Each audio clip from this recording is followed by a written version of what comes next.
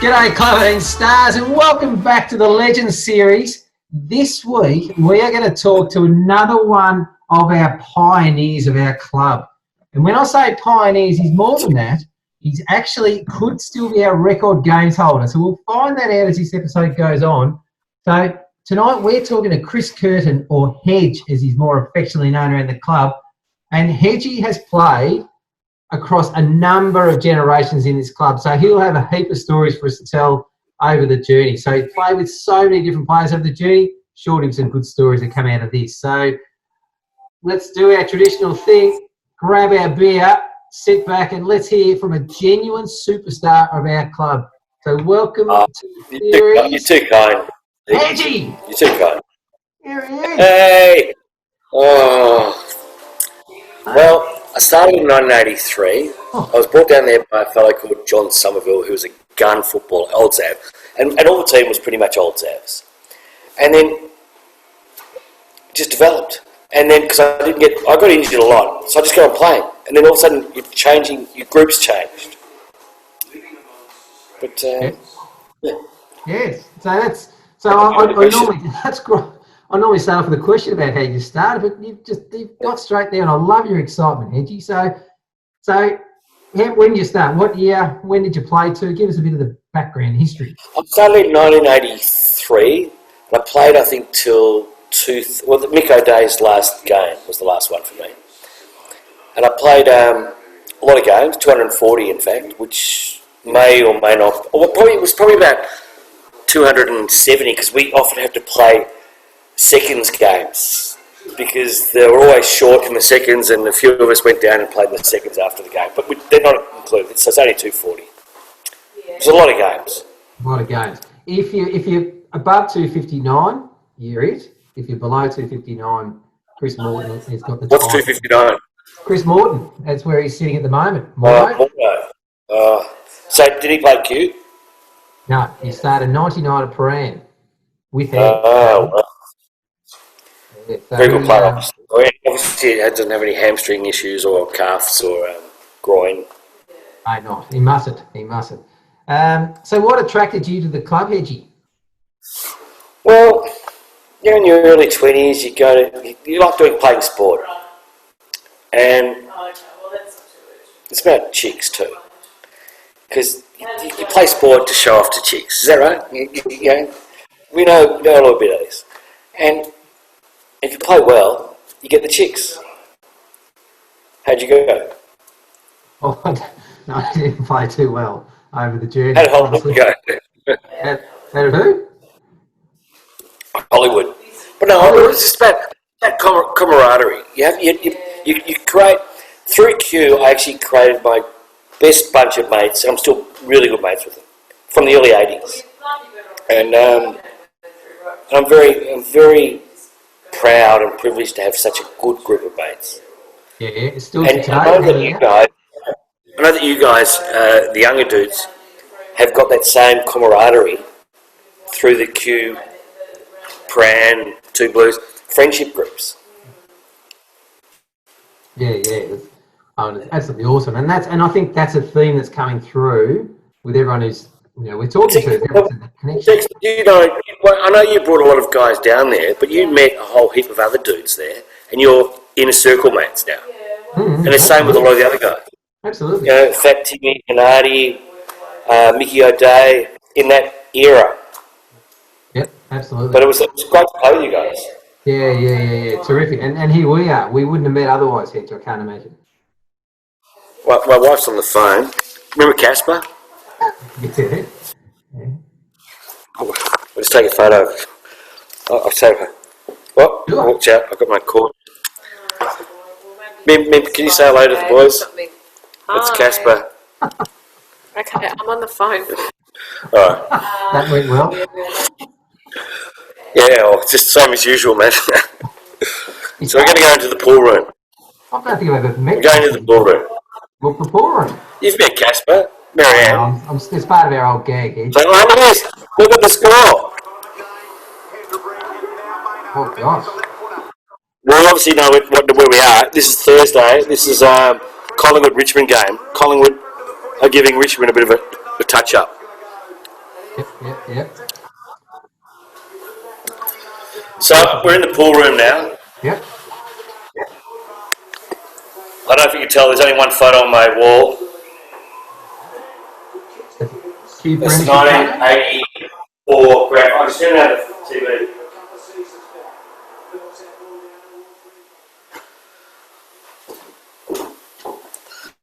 So what I've done here today, this is the 1984 grand final team. Yep. Can you see it? Got it. There were some gun players in there. Some tough players. Yep. Some exciting players. Yes. And you get a laugh. Players like myself, players. But anyway. So what I've done here tonight, I've done a bit of a collage of where I've been. So if you can see this, that's 1984. I don't know how's it going. Yeah, good. Gotcha. We used to have every Saturday night. We used to go to a pub, and then we'd auction off a football and have a raffle, and then all the guys would sign it. It was so much fun. I won that one. I won the Coaches Award, 1985. Can you see this? I can't see because I'm actually showing it to you, but I'll go through some of the players. Oh, there you go, man. You're getting your ass licked. See that? Ass licked. What's that from? Gee whiz. Oh, That's a bit. I never. Yeah, okay, good. You looking fit there, doing that photo. Oh yeah, that's on. I'll just go through that. I then organised this. I was given an organiser. We had this. I did these footy cards with all the players. Footy record, didn't you? Can you see it? I can't tell because obviously you're. Yeah, 1994. It was a good win, that one. Oh, there's Jeff Lennon. I've got everyone sign it. Tux, Stickman. Stickman is a dirty player. Mickey O'Day, Juno, one of the most best players. There's Quinny. I'm losing names. Timmy. Oh me, I'm insecure. I have no idea why. This guy was tough. He was tough. And oh God, I've lost my memory now. I can't see it anyway, so I can't see it. The face, so You can't see it. I can see the pic. I couldn't pick the face out, so that person won't know that they've been forgotten. So that's okay. But look at these. This is awesome. I'm just going through some of the photos. This is Timmy Reynolds' 100th game. Yeah. Ditch. He was tough, very tough, very hard. He'd love a bit of a blue. Yeah. There's Casper and me on our wedding day. Well done. This is us at the Skinny Door. Oh, that's I had my 200th game. Mick O'Day organised. We had a party, and he gave me a football boot with a beer inside of it. Chris Hedge curtain. 200 very ordinary games. How's good is that? 12th of the 7th, 97. Very ordinary. Thanks, Mick. I enjoy that. I've got four premiership tickets, and I reckon I spend most of the time on the bench. But anyway, I've still got 4 tickets. Anyway, we're back now. Mate, what a highlight that is. That's up in your house, all that stuff. Yeah, that's all. No, I just put it on the table then. It's not. This is a special episode. Mate, what a highlight that is. So, and that to me highlights that, I mean, all the times and the memories and the people you've come across in your journey. As I mentioned earlier, I've got some really good, close, real friends through the whole Q2 Blues. Meeting blokes like yourself and Fat Timmy and the characters of your group. And when I see you guys, you just reconnect straight away. And there's never been, hopefully there's never been an issue, but it's just lovely. Yeah, it's lovely. And we're pretty lucky that. And I'm sure you've had exactly the same experience with your group of mates. The younger group of mates. Yeah. Mim and I have been going out since we were 17, Casper. And we broke up for a few years and it was pretty good. But I remember when, because she used to come to my early games of football, and then after that, she was like the old chook with all you young guys, with all the young people, and she was known as Casper because she didn't want to rock up every Saturday to the game at whatever time we played. That's right. Hedge, you as a player, you've touched on it there. Tell us about you as a player. What were the current day guys? What were they seeing? What sort of player were you? Mate, as Mick O'Day coined me, I'm a good average player. But I used to be able to get the ball. You know, one of these blokes who could get the ball. I was probably like a Greg Williams, but I couldn't dispose of it in the same way he could. But I could get it. It just came to me. I get leather poisoning, but I do the whole circle thing and fucked it up anyway. But it's all right. So position-wise, what position do you play generally? I played most of the games, like 200 and whatever games, mostly on the wing. Yeah, on the left side, but I often used to start at centre half back and run through because I knew Cora or one of these guys would tap it and you could grab it, pick it up, and go through. And there's been a few times where the other team, there was this guy called Fingers from Port Colts, I think it was. He was so good at ruckman, not against our ruckman, but he was about 7 foot. He'd smash it, and I set it centre half back, and I'd grab it straight away and then bang it over his head. That was like one of the exciting things for me. Now, it's not one of your only tricks. So a good wingman, Hedge, needs a real good trick when they're playing. And you had one special custom manoeuvre of yours, a special one that started out like that. Describe the rest to us. Well, it worked a couple of times, and it was usually after I'd been out till 4 a.m. in the morning with Stickman and the other blokes at Boardwalk. I'd do a blind turn, or try to do a blind turn. And if you're still 3/4 pissed, you can actually do it. You can actually get through it. If you're totally sober, you couldn't. But I got a few blind turns in there, and I really enjoyed it. And I actually was really chuffed when they came off. I did like it when they didn't come off, but when there's a few that did. Because if you play that many games, there's a couple that are going to come off. Yeah. That's right. Well, even Chris Judd got caught in his day, mate. So, look, don't sell yourself short here on this blind turn, mate. And for everyone who's watching tonight, you don't see blind turns in play these days. But when Hedge did it, they were a thing of beauty. Started out there, and everyone jumped, ran for the ball that way, and round he went, and off he went for the ball. It was beautiful, mate. Do you really reckon? How many times do you reckon I got away with it? Mate, absolutely.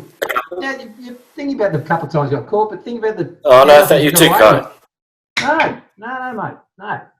Mate, you were very, very good at these. Mate. And that's what the whole footy thing was, just having enjoyment of doing choke-off. Exactly. You had to have fun. So was that? You had to have fun, so you've got to do it. Well, that.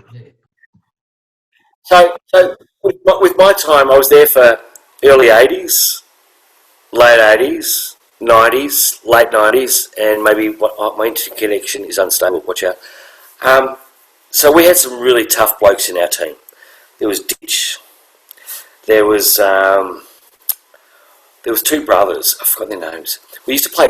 There was this one team we used to play, Bulleen Templestowe. Did you play Bulleen Temp? No, I don't know. They were like, you'd shit yourself every time you go there.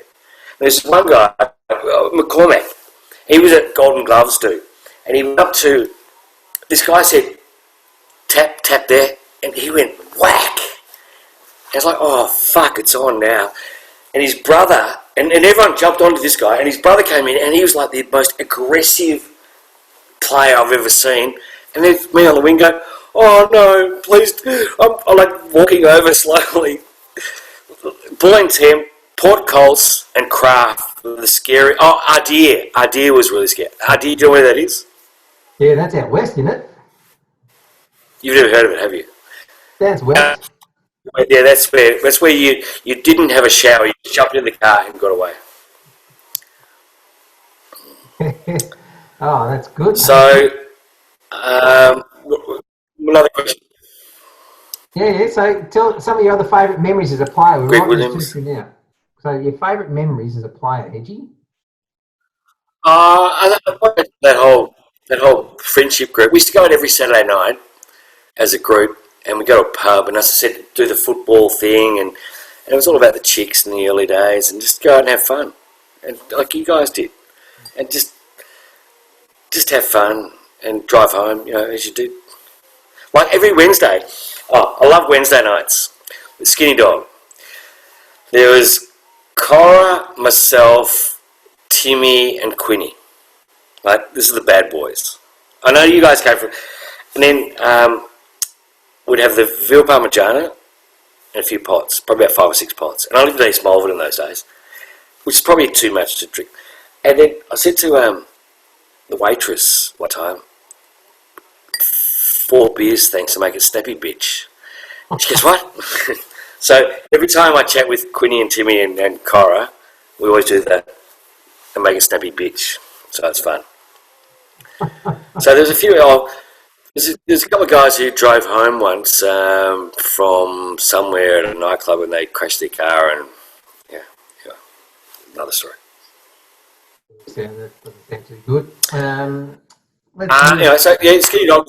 Every in the 90s, we used to go to Skinny Dog every Saturday and watch football. And the Geelong Hawthorn games were the best games. Gary Ablett and Hocking and those guys. They were just so exciting. And 20 pots later. Brilliant. Yep, that's good. It's all about the warm down, Angie. That's what it's called. Yep. I know. I've really enjoyed your commentary with Mickey O'Day, Rhino, and the other dudes. You've done a really good job. Timmy and Artie was in there too. Another one you played with as well. Oh, Timmy Hardy. I love Timmy Hardy. I think I knocked him out once, but anyway. Well, let's get into that territory. That was one of my next questions, actually. So it's fair to say, Hedge, that you were a genuine wrecking ball. Are we near the end of the interview? No, we're not. We've got more. Are we near the end of the interview? Do you want me to hold that back? Okay. Can you press pause? I want to get my beer.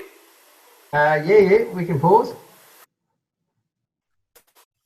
All right, so we're back. Hedgie's got his beer. What do you got? I've just got the beer out of the Mick O'Day most 200-year average player boot. Thanks, Mick. It'll be pretty tasty after, when was it, 2000? No, 97. 97 that came from that beer. In the new cup. Yeah, 97 was a fun year. Yeah, it's a fun year, wasn't it? What are your memories?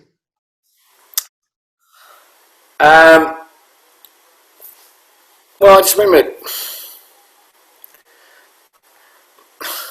how poor we were in those days. We had no fucking money. It was just like we're tight and everything was you had to be careful with. And then when you went to play footy, you had to be careful to drive and this and that. And then when you went to Thornbury, you had to be really careful and not leave your car on the streets because you never knew what was going to happen. I know where you're leading here, so... Yeah, 97. 97 was a pretty good year for me. Oh, no, sorry, in about 85, I came 10th in the whole league with the votes, which I thought was pretty happy. Yeah. Mate, you've talked yourself down, and that's more like it. But I used to get the ball a lot, and I used to give beers to Winlow every week, and it gets me votes. And, Smart play. Dave. Yeah. So actually, let's park the wrecking ball bit from it. I want you to talk about some premierships. So 84, 89, 94, 99. You've got 4 premierships, mate. I think you're the most capped.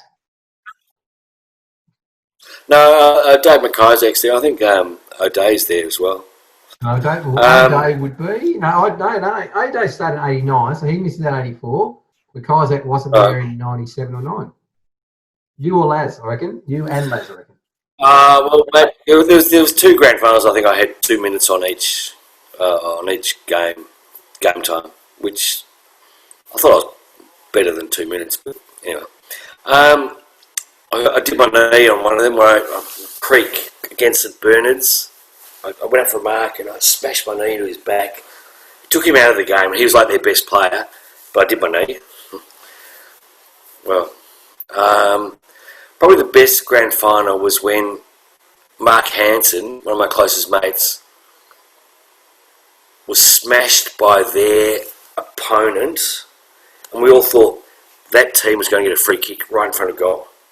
We didn't see what happened behind play, and then he kicked it out, and we won by 2 or 3 points because he was in the defence. St Bernard's, the Bloods in '84, I think it was. All they thought they had to do was come along and put on their shorts, and that was it, and win the game. Their girls that they had at the game were called the Blood Clots, and they were pretty hot. But they thought all they had to do, they had cake made up. Well done, Bloods, '84 grand final. Anyway, winners are grinners. Oh. So I played 4, and I played quite averagely in all those 4. But it's being a part of the team. '94 grand final, Hedge. That was that's when we joined the club, we heard that was one of the greats. St Bernard's? I think we won by 2 points, and once again, they were a tough team. There was a guy called Quinn I used to always play on the wing, and you just knew when you played against him, you hurt afterwards. Sometimes he hurt more than me, but yeah, St Bernard's was a good team. Yeah, good. They're fair, but yeah, tough. There was one game we played against in early '80s. It was against, I think it was Port Colts, and I played on Paul Goss. Have you heard of Paul Goss? He played for Hawthorn. Oh, okay. And I was getting a lot of touches. And then he smashes me in the ear, and he goes, "Get any more touches, I'm going to fucking kill you." I go, "Oh, fuck." And he was so well built. I don't think I had another touch afterwards. But on the next oval, someone was down, and then someone ran onto the oval and kicked a fellow in the face, and then jumped into a car and ran off. And I'm going, this isn't amateur football. This was so scary. So scary. Yeah. Port Colts, you did not want to have a shower. You wanted to get in your car and drive away. And they didn't know most of our players were old Zavs. Because you didn't share that information. You should share that, you'd be in trouble. Yeah. All right. Yeah. So well, actually, let's keep going with this. While you're at the knockabout sort of stuff in footy, now let's get back to this, you being a wrecking ball. So you talk about other people being tough on the field. You have caused some serious damage on a footy field. Let's talk about that. Hedge, what comes to mind? Right. Okay. 1997. Thornbury Cougars. Do you remember the game? Were you there? Yeah, I remember the game. You were there? Yeah. I was having a Monty of a game, and I don't know who it was, but some people said I hit him after the siren, but I'm sure I hit him before the siren. I just did that, that bang on the wing, and broke 3 or 4 of his ribs, and he was in a lot of pain. That's fine, but he was complaining and bitching so much like a girl that an ambulance came on to take him away from the the ground. And Thornbury Cougars, you're scared when you went to Thornbury, and really scared. Were you scared? Do you get scared when you go to Thornbury in those days? Yeah, but you didn't want to park your car. No, that's right. We got told a story 2 weeks before playing him. I don't know if you recall this. When they apparently locked an opposition in the rooms and ran up their mates to come and beat them up. Oh, really? 2 weeks before. It didn't happen 2 weeks before. We heard about it 2 weeks. Yeah, I do remember that. Yep. Yep. So it was the day that I was actually playing pretty well, and the incident occurred, and it was before the siren. So it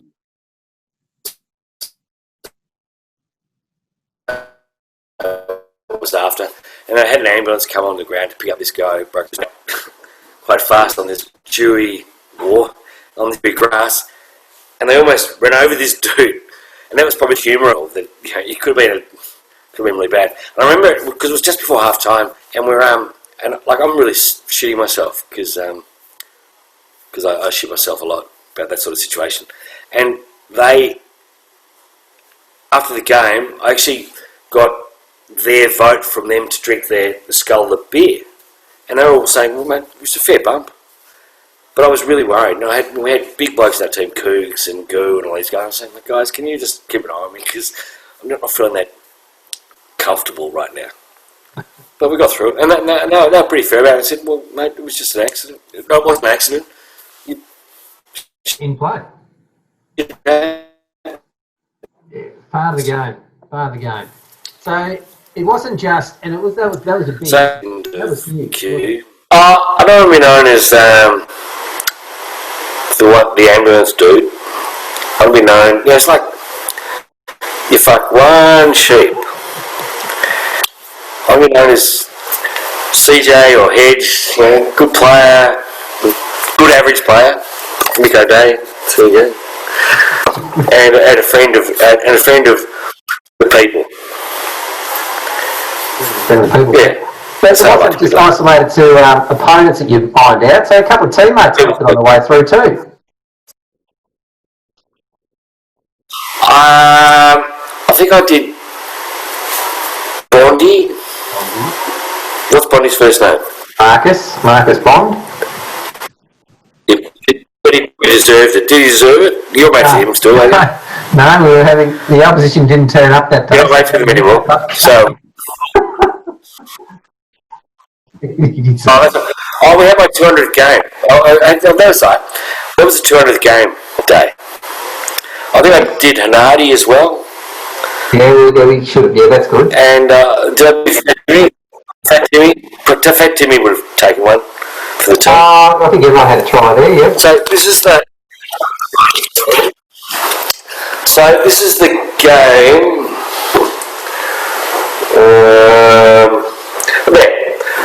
That team versus that team.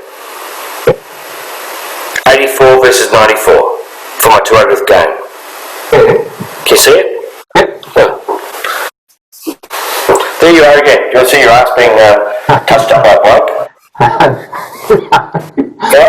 pretty muscly in those days. Yeah. See that ball? Yeah. 100 runs. My first ton. I've never done a ton before either. I've only done one ton in my life. Yes, it is actually. I got dropped 4 times. Yeah. So some of the toughest players we played against was Port Colts.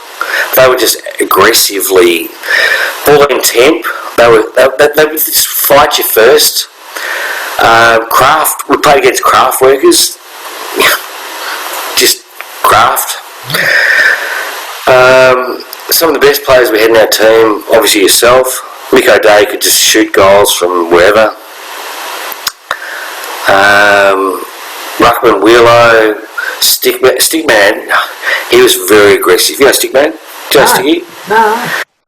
Well, he had this girlfriend at one stage, and she was talking to this De La Salle dude at a party. And they were playing De La the next week at Q or whatever, and Sticky whacked him, smashed his nose all over his face.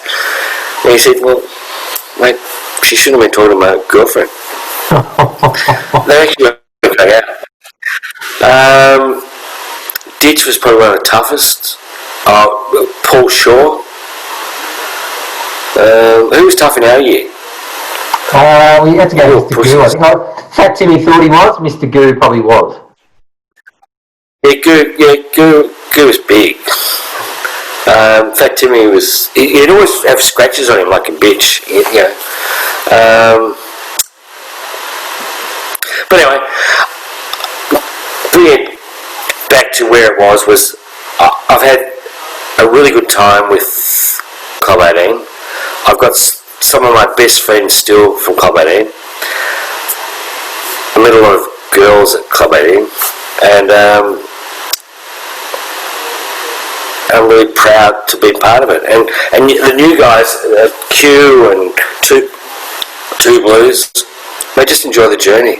And the journey is you get fat and old like us, and you can have that in your journey. You can have that, and it's not a bad place to be.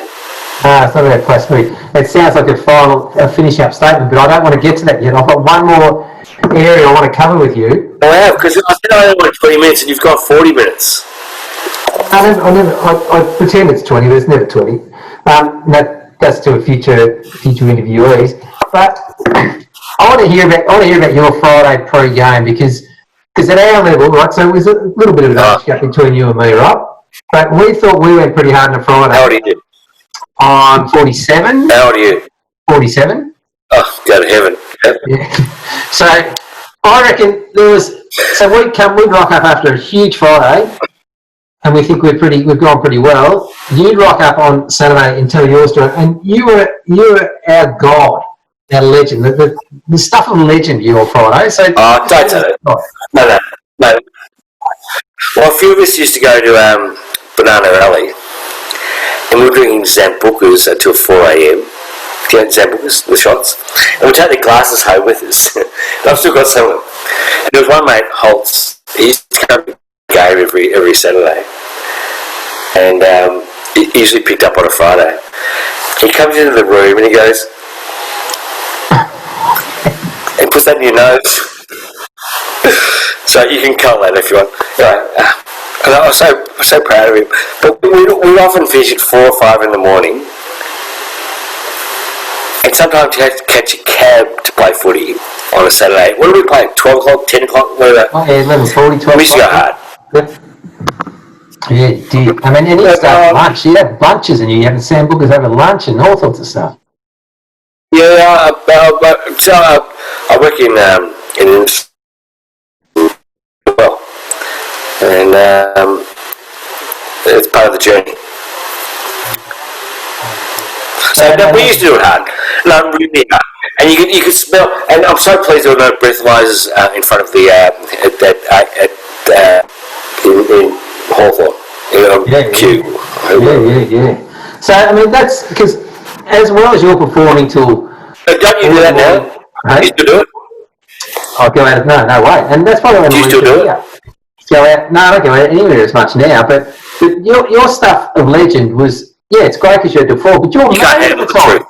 You were married at the time, and so you're still managing to do this, and that's to anyone who's playing footy. Don't bring that up, right? No, actually, wasn't. What? I wasn't married at the time. No, you're as good as. Sure. No, I've been going with Casper since we were 17. We broke up for a few years, but we in the first part, we got married in 92, so we're married 92. Yeah, so that's time. That's right. And so you're managing. I don't think I was doing 4 a.m.ers at 92, 3 or whatever. And so Mim said to me, her real name's Mary Ann, we call her Mim. She said when Tilly came along, the first child in 2001, she said fatherhood or football. I said, well, football, of course. Anyway, she won. Very good. How many kids have you got? How many children have you got? 2 young girls. 2? How old? 7 and 4. Right, lovely. Yeah. So, and you're trying to pretend you weren't married. So you got married in 92, and we met in 96, and you're still going to 4, by the way. So don't jump out of it that way. So we didn't go to the game. Hey? Sorry, cut in. Mim didn't come to the games because she's done them all since '83. Yeah, fair enough. So what else have we missed, Hedge? Are there any other stories we missed on the way through here? Look, I don't think so. I just think we just had a great time and good bunch of mates, real inner circle, go to jail for, in the trenches for friends.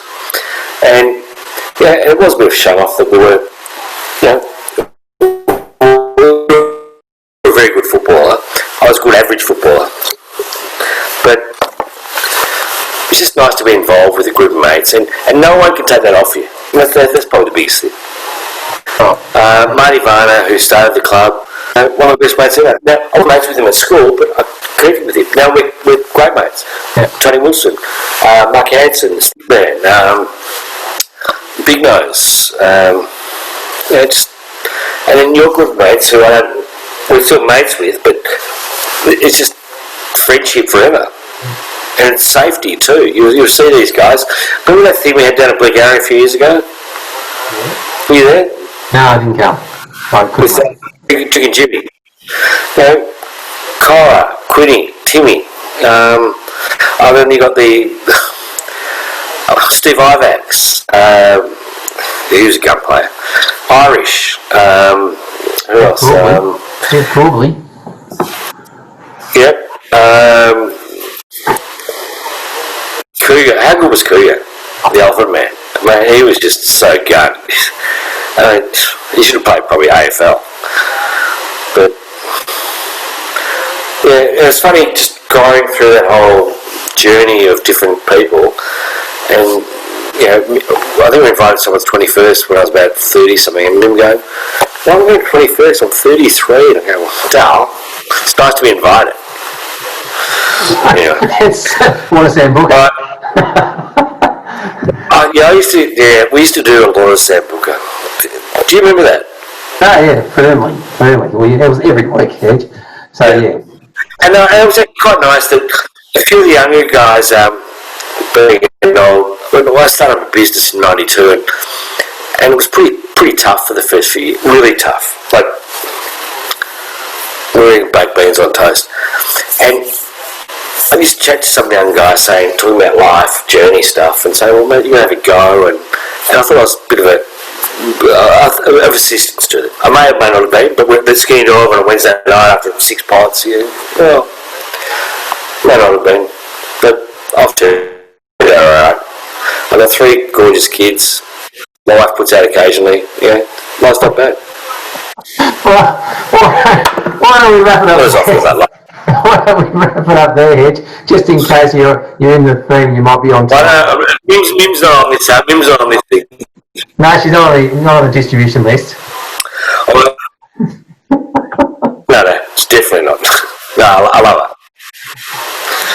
All right, thanks, Anne. You're the legend. You should be someone to do the thing on you, because you're actually the one. And I'm really impressed you've done this. This is really smart.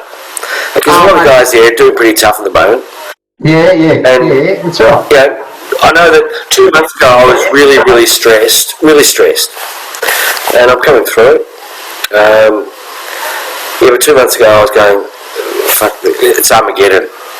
But it's my biggest decision.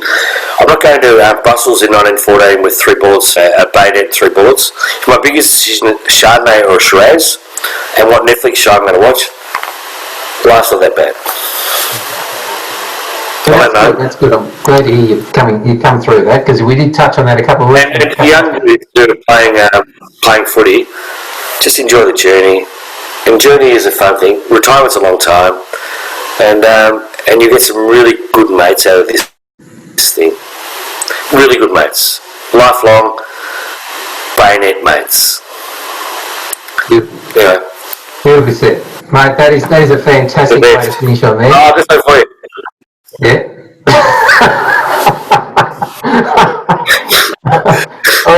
Take us back to, I think, when we were 22.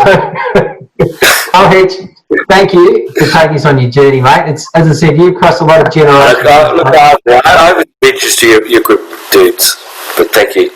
Oh, mate, you are, and you're one of the originals. Hedge, you are a clubbing legend, mate, and I've loved this story tonight, and the guy's going to absolutely love your story tonight. So Can you cut it up a bit just in case, because there's a bit of boring shit in there. But anyway, just enjoy the journey, guys. And the journey is retirement. It's a long time. Go. Well, mate, that's terrific. Right. So thank you. Fuck off. Signing off for this week, team. Thanks, Hedgie. Remember, boys, we are the mighty Clubber team. The money.